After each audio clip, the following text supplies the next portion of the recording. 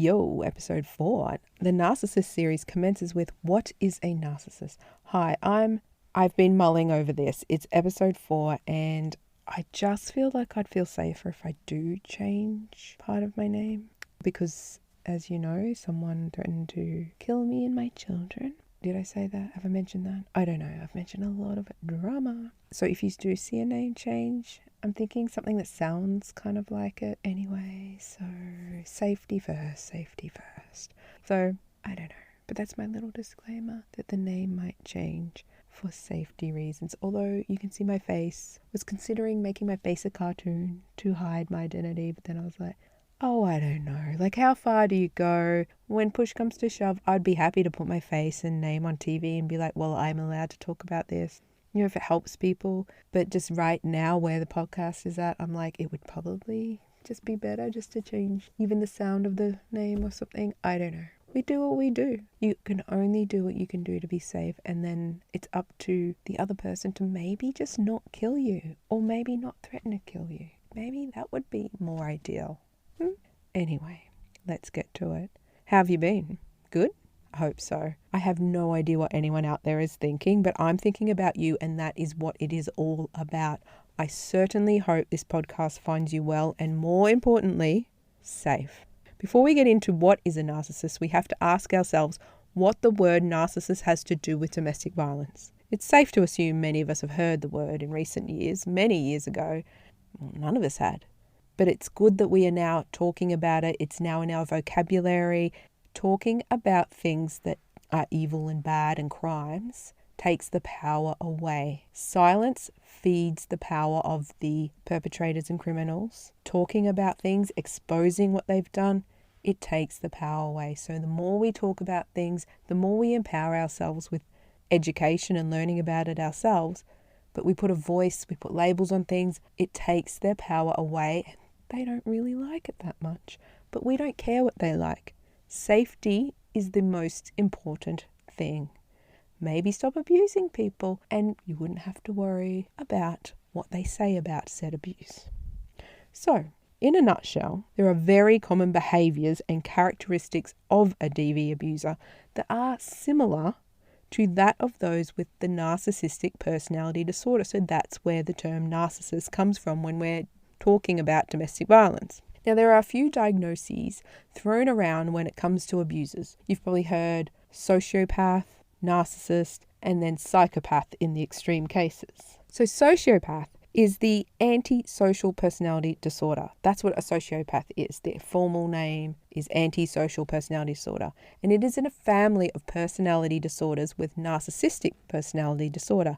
And there are two others in that family, histrionic personality disorder and borderline personality disorder. And they're the little family of personality disorders that have different behaviours and characteristics and traits, but they're kind of related. Now, psychopathy, being a psychopath, is next level. It's not in that family. Now, the DSM-5 is the Diagnostic and Statistical Manual of Mental Disorders. It's a book. 5 means the 5th edition. Because we've come a long way from diagnosing women with hysteria. And have you heard what they did?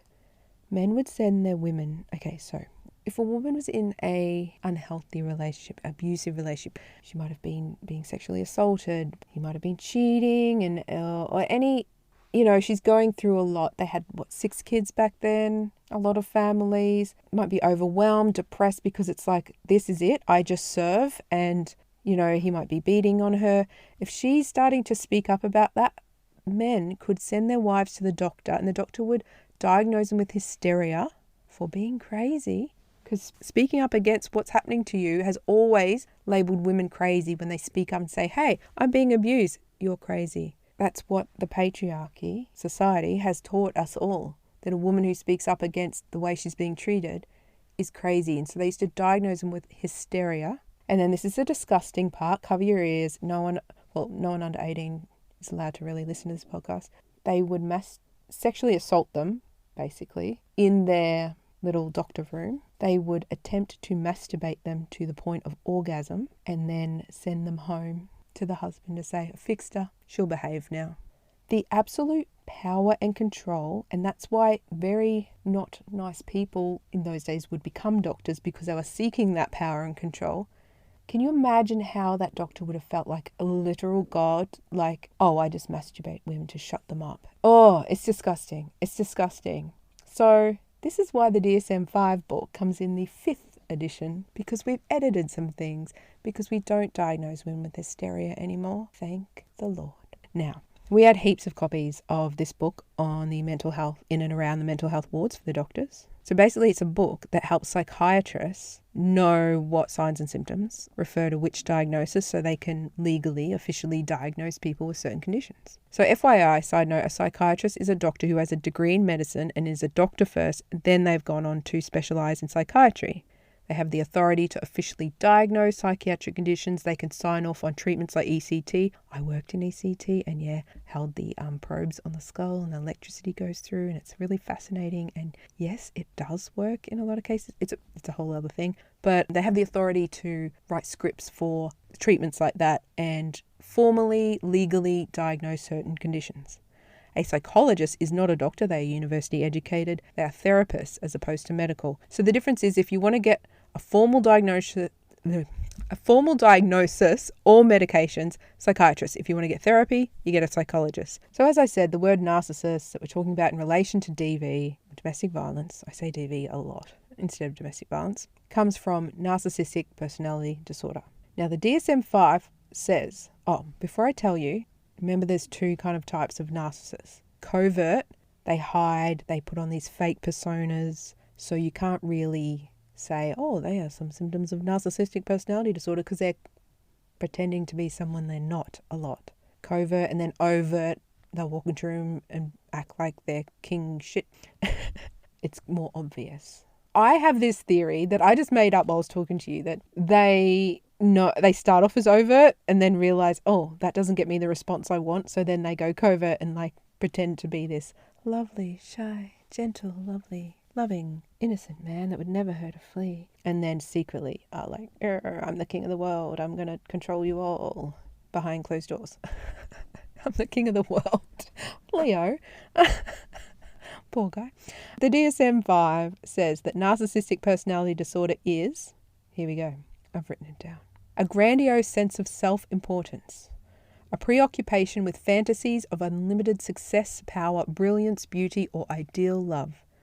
A belief that he or she is special and unique and can only be understood by, or should associate with, other special high-status people or institutions. A need for excessive admiration, a sense of entitlement, interpersonally exploitive behaviour. They use people. A lack of empathy. They don't care. Envy of others, or a belief that others are envious of him or her. A demonstration of arrogant and haughty behaviours or attitudes. In addition, NPD, which is narcissistic personality disorder, is characterised by the presence of both grandiosity and attention seeking. There can be elements of substance use, but not in every case. And on mental state examination, which is we ask questions to assess where your current mental state is, may reveal a depressed mood. Now, you might be thinking, if many domestic violence abusers are narcissists, how come my abuser hasn't been diagnosed with narcissistic personality disorder? They don't get diagnosed. They only would get diagnosed if it serves them. Being exposed for what they really are is their greatest fear. Some will get diagnosed, but only if it benefits them. They have to have a reason. Everything they do in life is to benefit them, and every goal they have is to make them look good. So they have no motivation to sit in front of a medical professional and say, I lie to people and I manipulate them. And they know they're not going to get a benefit to that, and it's not going to look good for them. They don't want to be exposed. It's their greatest fear. So they only get diagnosed if it serves them. Who would do that? There are these men on TikTok who have been diagnosed with narcissistic personality disorder, and they use this to make money from TikTok, because in some countries you can get the Creator Fund and make money from TikTok. I'm in Australia and we cannot make money from TikTok. You can only make money directly from a sponsor if you do a sponsored post. So these people are in America, the ones I've seen, and they go on TikTok and they say, I have been diagnosed with narcissistic personality disorder, and DV survivors and victims flock to their pages. Instantly follow, like, comment.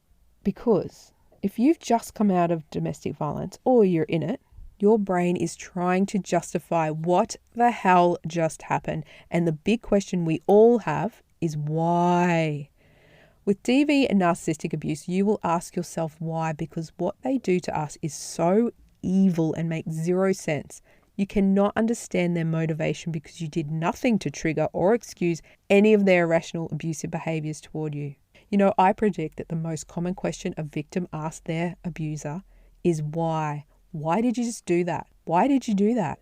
They try and blame you as a manipulation technique, and it makes no sense as you merely exist. And in return, you cop all this treatment as if you'd done some bad thing to them and they were avenging you. Their words and behavior make no sense. So you try to find information, and a man on TikTok saying, I am diagnosed narcissistic personality disorder, is a gold mine for him, because we are desperate for answers, and you will not get them from these men on TikTok. Narcissists will never give clear answers, or in relationships, they will never give you closure. Not giving you closure is to keep you in the game. And these old mates on TikTok will do the same to keep the views coming. They'll give you crumbs, but you're never going to get that real answer from them. In fact, many women have cottoned onto this and cancelled these men for taking advantage of women's abuse for their own financial and ego gain. You are just money and ego to them. Their diagnosis is benefiting them. They saw a need and an avenue to make money.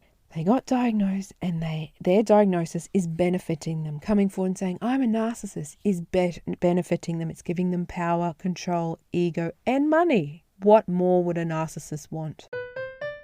So run-of-the-mill abuser narcissist types will not seek a diagnosis of a narcissistic personality disorder, even if they fit the description of that, even if they have the characteristics and the traits and the symptoms of that mental health condition. They will not seek a diagnosis because it doesn't benefit them. Now, I'm going to be sharing a lot of narcissistic quotes on TikTok this week. Now, there is one that says something along the lines of, they will only say or do things if it makes them the hero or the victim in their story. And this is something that really sticks with everything. Every single thing a narcissist says or does has to have them looking like the hero or the villain. That's the thing they don't want, is the villain.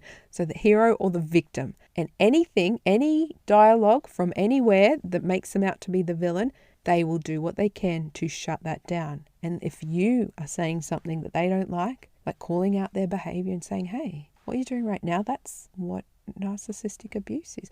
They will do what they have to do to silence that, because they always must be viewed as the victim or the hero. Now, some will lie and imply they are admitting to other mental health issues to get away with crimes in courts. They will act like, I'm opening up now, I'm coming forward and being strong and honest, I'm admitting my flaws and finally getting diagnosed with a mental health condition. And then they'll get diagnosed with depression or PTSD for something they've only just revealed prior to court, because that mental health condition will benefit them on getting a lesser sentence. However, getting a diagnosis of what's probably really going on for them, a personality disorder such as NPD, would make them more look like a villain. So they want to look like a victim when it comes to facing court for their crimes. So depression, they look more like a victim. They'll even lie about being suicidal. I have met the most beautiful, strong, courageous people who suffer with suicidal ideation. And to think these fools lie and use suicide to get away with things, it's disgusting and offensive to people genuinely suffering with that. So this is like the person I knew. And I want to interject about the whole when I say the person I knew. So I read somewhere, and you've got to do this, ladies. Stop saying my ex, my narcissist, my abuser, my perpetrator. You know how they say words are powerful? Well, we've got to disconnect them and the attachment to yourself from them and all the juju with that, and just start saying the perpetrator, the criminal, the person, or an ex, Once you start doing that, even in your mind, you see them as an unwell person, a criminal, separate to you. This whole their issue and them becomes separate to you. You stop focusing on a relationship when you slowly realize it wasn't a relationship, it was a game in this person's very unwell head, and seeing that this person for what they are. They will only seek NPD if it serves them. And they will sometimes. Sometimes it does serve them. Every single thing they do and say is only because it serves them. Manipulation is their middle name. They become a fake, lovely, vulnerable guy in certain situations and take off the mask and reveal this evil, abusive demon in other situations, depending on their audience and their current motive for those people in said audience. So speaking of how they have like their mask on and they have to be the victim or the hero in every situation, and they change how they act depending on their audience. One time Mike and I were in a building where this person was, and his fist was raised at me. Then he appeared and he quickly put it down and changed his tone and acted all lovely and fake in a millisecond. Went from like with the fist to, oh hi, yeah, so I'm just gonna go to the fridge and blah blah blah, and we were standing there like, what the actual just happened? The ability to switch fake characters on and off depending on who they are manipulating is disgusting. It was because they wanted to manipulate the person entering the room to think ill of me. It was their whole game plan, which they did reveal later on. Sick. So he wanted to look like the victim and the nice guy and the hero. So he hid what he was doing. Happy to reveal what he really was to us, because if we ever spoke about it, he could say, they're crazy. Now, it's like narcissists believe they're a puppet master and hold power and control over everyone around them. And it is well documented that power and control is the motivator at the heart of domestic violence. Every abuser is seeking power and control, and that's why they do what they do. And it is sick. So narcissists manipulate and change their behaviors for everyone around them, including their parents. The first people these types often manipulate are their own families, because it is imperative for them to have their full support against victims as flying monkeys. That's a future episode about flying monkeys. The most common person they manipulate is their mums. Have you ever been with an abusive man, and did he have a mum that supported everything he did, and then when you tried to leave or you didn't do what he said, you weren't under his control, and suddenly she starts hating you? They are his victim too in a way, but they don't even know it. They're in denial and are gaslit and brainwashed by this selfish human who doesn't actually love them. It's really sad. They need and use them as a tool, and they do the same to their own children and anyone around them. They declare love for their parents and give affection to them and everything. So no wonder their parents think it's genuine. And they do that because it's a means to an end. They will do something if it gets the result they want, and they actually think everyone else's brains work like this. It's exhausting, isn't it? But you're free, and you're starting to learn and realize all their little sneaky tricks. You're starting to heal. They're still stuck in that whole game they're playing. It is so heartbreaking to see how they use their own families and children to do their dirty work. I've heard from many, many survivors of the families attacking their son's victim because they buy into his manipulation, and it is sick. Flying monkeys is where they get these people to do this for them, to punish their victim for leaving. And until then, they don't mind the victim believing his family loves them and everything. The abuser wants his partner to think that his family likes them, so that they're going to then lose that relationship as punishment if they ever leave. And they do other things, other threats, other things. They will get close to your family and try and convince them to hate you, and your friends, colleagues, anyone around you. That's part of the manipulation. Now, regarding the whole diagnosis of narcissistic personality disorder thing, the criminal I knew would abuse me if I ever suggested any of his behaviors were traits of any diagnosis. I would never diagnose him. I would never say, you are this, you are that. I would say, what you're doing is a trait of such and such. This behavior is not good. It appears that you are acting like this. And he would lay into me and say, how dare you diagnose me? You have no right to. You are just a nurse. And I'm like, I'm not diagnosing you. Your behaviors are like a narcissist, or are like narcissistic abuse, or are like a sociopath, or are like a psychopath. You are acting a fool. and I am discussing your behaviors with you. I am not telling you, oh, for sure, 100% you have this. The police, the detectives, prosecution, there were so many people around the case that used the word psychopath. And every time they did, I got tense because I'd always get abused if I ever said anything like that. Because he would say, I'm not officially diagnosed. You can't say that. How dare you? You're abusive if you're diagnosed. And I'm like, I'm not diagnosing. If you want to get diagnosed, do what you want. I'm just saying your behavior right now is unacceptable and it is in line with this. But I'm not saying that. And I would be on the defense. And that's the thing. If you are doing something and they don't like, they switch it. So you're on the defense. And it silences you and it works. Because every time I go to say, oh, psychopath, I'm like, you can't say that. You can't say that. Because I've been conditioned by him not to say that. And it's like, I don't care if you haven't been formally diagnosed with the DSM-5 and a psychiatrist. You act like an absolute psychopath and try and murder me. I have a right to say, dude, you're acting like a psychopath. You can't silence. Silencing people is where they get their power. So he would say, I told my psychiatrist that you diagnosed me and he said you're just a nurse and you're abusive because you have no right to diagnose. And he hated it when I actually had logic and came back with, so you lied to your psychiatrist and then you're gloating to me about his response based on your lie.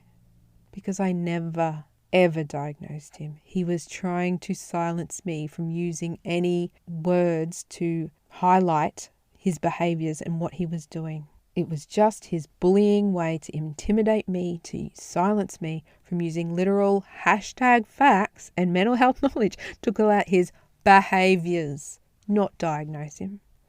Never attempting to diagnose. I don't really care about diagnosing. You are acting like this. It is dangerous. I am getting abused. Stop doing that.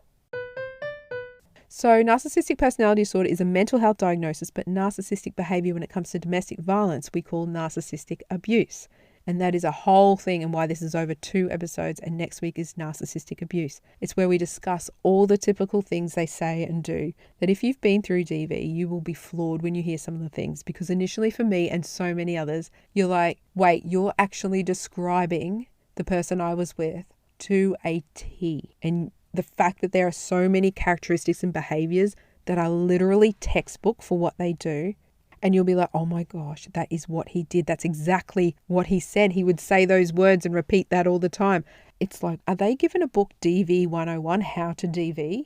Is there a college somewhere? Some underground secret club of abusers that go to a college and learn, say this when she does this, do this.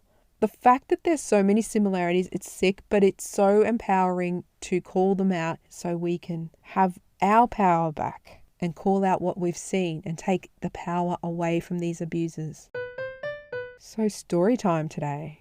Story time today came up when I was talking to you. I was thinking the part where he was lying to his psychiatrist, well, he also lied to other doctors. And I want to tell you some stuff he did to try and get away with his crimes. And this is all pre-thought out, calculated, planned, very disturbing.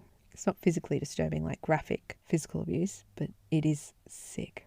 So it's hard to talk about it really quickly, but when it came to me, I was like, yeah, I've got to share that. So this person, I keep saying this person. So the criminal would be abusive and take all my keys, phone, everything off me every single time. He decided he would switch in this mood. I didn't even know he was. He'd just start by taking my keys and phone and then just start abusing me. It is so weird. I said it last episode, I probably say it all the time, that I thought it was a couple arguing that escalated to violence and had no idea someone could actually be calculated and actually go, I will now abuse because this is my plan in my sick little game in my head. It's disgusting. Anyway, so I don't know if it happens to you guys, if anyone's out there who's going through this or gone through this, where they just abuse you all night and the next day you have bruises. Have you used the bruise cream? Here in Australia we've got Hydroid bruise cream and it's like half cream and blue on the tube and it should be in the DV victim starter pack.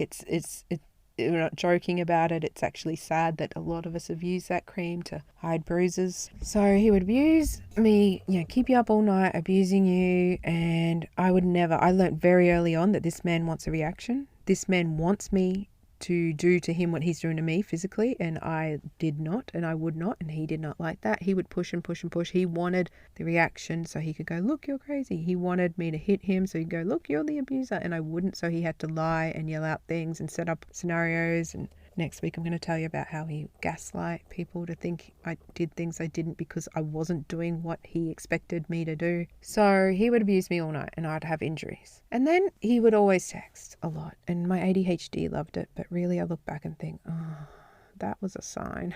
So the next day he would mention, oh, I'm just at the doctor's, I'm going to go and do this or something like that. And I'd say, oh, that's weird. Weren't you at the doctor's like 2 days ago? And he's like, yeah, no, but I had to get this other script, I forgot. And it took a while for the penny to drop. The day after he abused me, he was always at the GP, and I thought, that's really weird. One day he said to me, because they want a reaction. He said, my doctor has documented what you've done to me. And he said it because he wanted a reaction. But that's when I figured out what he'd been doing. And I realized he goes to the doctor the day after he abuses me physically, and I don't touch him. Never. You can't even raise your teeny little hand. You can't. He will snap your wrist like this, and he's quick. So you physically can't. You get injured big time. His first victim and I were talking about how quick he is to just grab you and squeeze your wrists and things like that. But he quickly shut down that conversation by making threats, and her children's safety was paramount. So we had to stop talking, and he got the power and control back. But we did have a conversation about how quick he is. So you couldn't fight back, but also he wanted you to, so he could point the finger, because he was constantly trying to blame you. Like, the abuse just started with accusations. It was this, I'd like to call it accusatory abuse. I just made that up on the spot. But it was like that. It was like this constant, him trying to be a victim in this fake scenario in his head, because he later revealed why he was trying to make people hate me. And it was absolutely disturbing. But so he would go to the GP the day after he had abused me. And when he said, my GP's been documenting what you've been doing, the penny dropped. But I remembered going back the entire time I knew this person. Every time he abused me, he would end up at the GP the next day. Every single time. And it turns out that he was, and it's so freaking disturbing, getting the doctor to document fake injuries and details of an abusive relationship he was in as the victim. He would injure himself. Oh, I have so many story times to share. He emulates a victim. After abusing me, once he saw I was injured and he saw my injuries, he would run to the bathroom of wherever we were, and he would injure himself. He would pinch his skin and do whatever. I don't know what he did because I wasn't there, but he would come out and show me. So he'd see that I was injured, then he'd run in and do that, and then he'd come out and go, look at these photos of my injuries. Just a pink mark on his thigh or something where he'd obviously pinched or something, and it's just pink as if it's been pinched. He never had one bruise. I know I never touched him. I knew, do not touch him. Once I was trying to get the phone, and I would only try and make contact with the phone. You do not touch his body. You will cop it, and you will also cop him trying to convince you and everyone else that you are harming him. He would use anything he had, like a key, set of keys, anything he could find. He'd scratch his face, scratch his neck. He would make fake injuries and take photos, and it still didn't work. But getting accused of things you're not doing is dangerous. This person wanted. So first of all, he'd see I was injured. You'd see that shock in his face, like, oh crap, I could get in trouble. He'd run to the bathroom, injure himself, quickly take pictures, come back, show me those pictures as an intimidation thing to say, you better stay quiet because look what I've got. Look at my injuries. And I'm like, what injuries? I never touched you. And he's like, look at my injuries. I'm going to show these to everyone. Look what you've done. And it was like, one time I couldn't help it. You know when they're acting a fool and you just, like, you're so distressed in the moment and you're like, why is this person that I love and care about that I thought I was in this relationship with, why are they now suddenly evil and the enemy and doing this to me? But then when you sort of step out of that for a second, you just think, are you kidding me, mate? One time I laughed and went, that is a bit of pink skin. Have you seen my right arm? I could show you the rest of my body, but my right arm alone, that is purple, green, blue, every colour. Have you seen that? No, but look what you did. And he never got not one bruise ever. So those pink little pinches he did never turned into, I would get pinky purple that would bruise within seconds. So he would fake injuries, go to the GP the next day. I'm assuming, because he was never near me when he did that he had injured himself on just maybe in the car, sitting outside the GP. I don't know what he did, but he got something documented every time he abused me and left me injured, so that if I ever disclose what he was doing, ever disclose his crimes to authorities, he had a defense, an offensive defense set up that, oh no, my doctor's been documenting the abusive relationship I'm in. And he tried to use that to get out of everything, and it didn't work. Luckily, the detectives could see right through everything.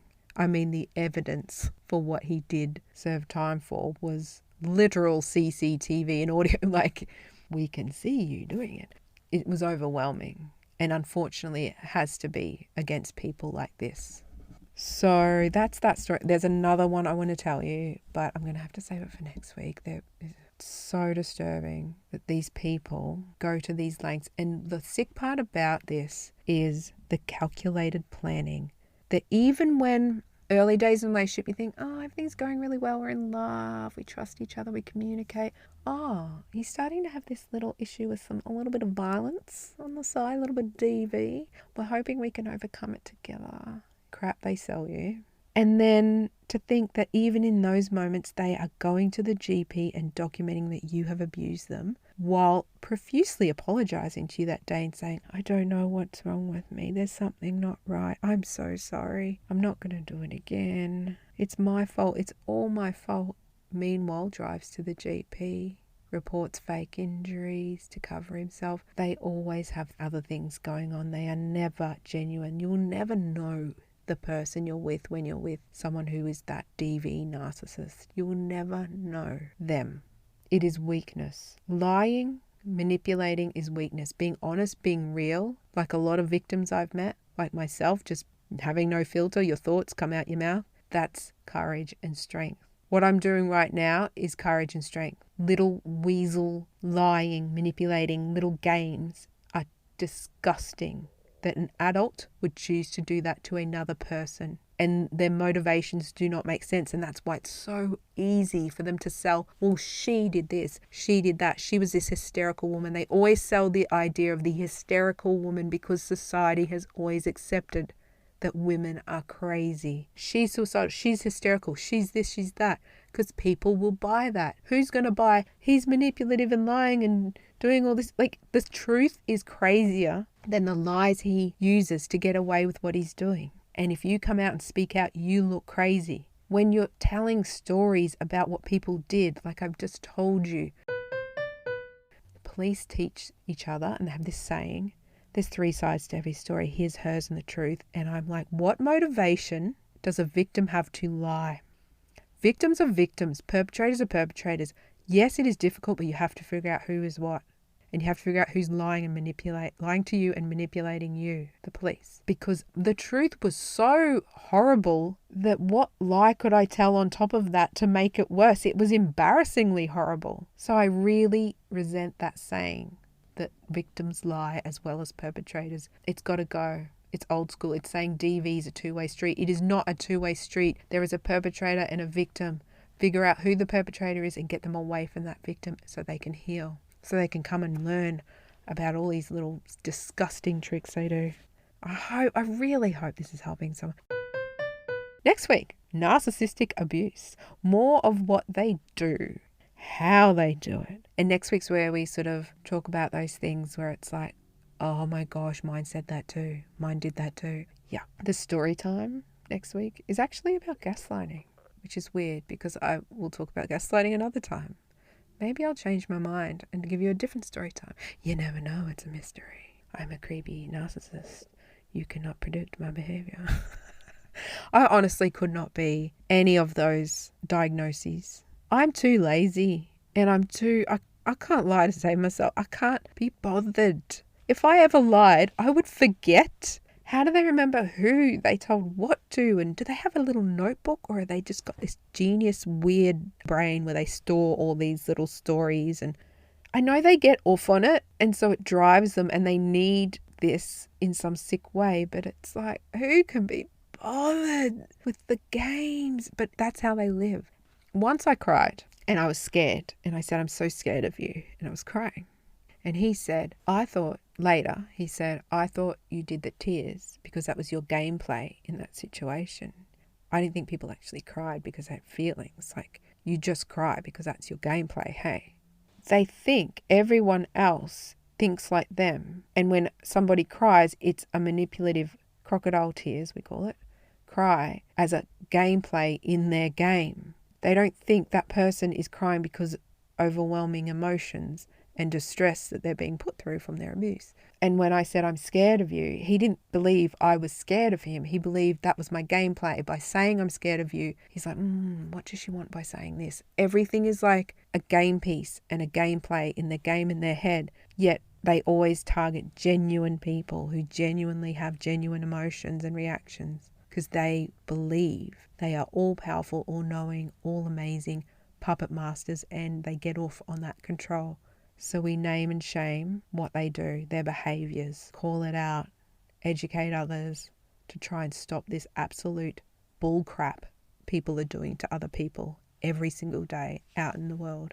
Actually, what I wanted to know, has anyone been through anything like that where they found out someone they are with now or have been with in the past set up some defence, like gathered evidence on them while they were in the relationship?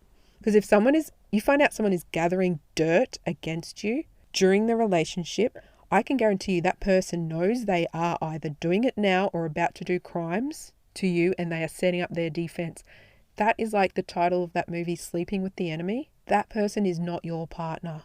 If anyone is gathering dirt on you, have you gone through that? Is there anyone who knows someone that manipulative and that calculated and planned from the start that they would actually do that? Could you shoot me an email? Because narcissists do all these little tricks of manipulation, but I'm thinking there's like another level where it's really calculated, really planned, really thought out. It's like where their brain switches into that next level. So I just want to hear from anyone who's had that kind of experience. Email is loveisabattlefieldpodcast, all one word, @gmail.com. Really should have thought about that and made it shorter. It's a lot of letters to type.